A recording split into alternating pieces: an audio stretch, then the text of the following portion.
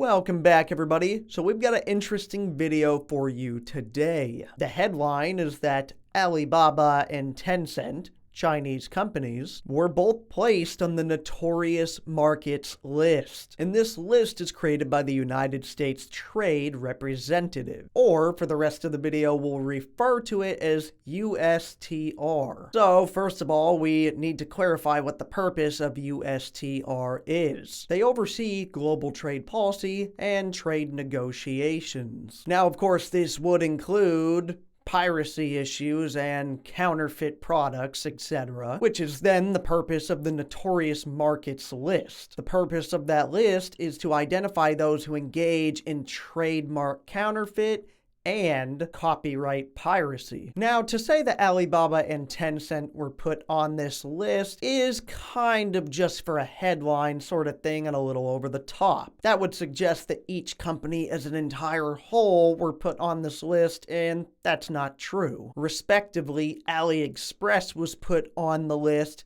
for Alibaba, and WeChat was put on the list for Tencent. So a part of each of their businesses were put on this list, not the entire companies as a whole. Now, we have had responses from both companies. Tencent was a little more aggressive with their remark and stated that they strongly disagree to being put on the list and they are committed to being collaborative to resolve the matter. Alibaba simply made a statement saying they will continue working with government agencies to address concerns. Probably the most aggressive response was from the China Foreign Ministry, who clapped back, urging the United States to stop politicizing economic and trade issues. We have a mixed bag of responses here, but I think that both Alibaba and Tencent, as a company trying to remain professional, handled both of their responses pretty well. Now look, obviously this is not the first time there have been trade tensions between the US and China, and in fact there are actually 4 companies that have been on this Notorious Markets list since 2019, and they have continued to be on the list. They were never taken off. Those companies are Baidu,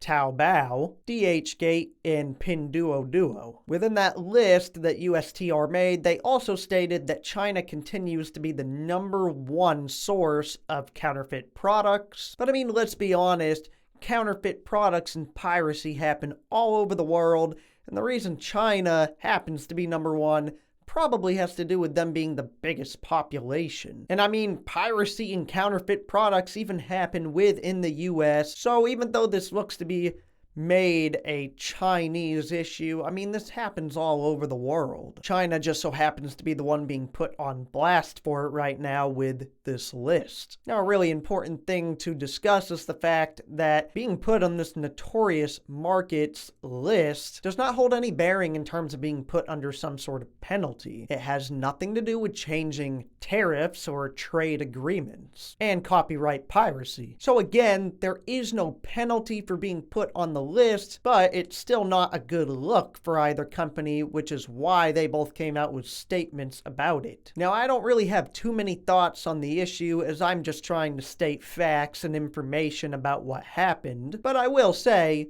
that I acknowledge that trademark counterfeiting and piracy happens all across the world. It's not only a Chinese thing, and this headline is probably being blown up just a little too much. And obviously these headlines sent both stocks of Alibaba and Tencent down today. That doesn't really change my opinion on anything because it didn't affect them financially. So I mean, obviously a little bad publicity and a bad look, but it doesn't affect the actual companies in terms of their financials. All right, everyone, so that's gonna wrap this video up.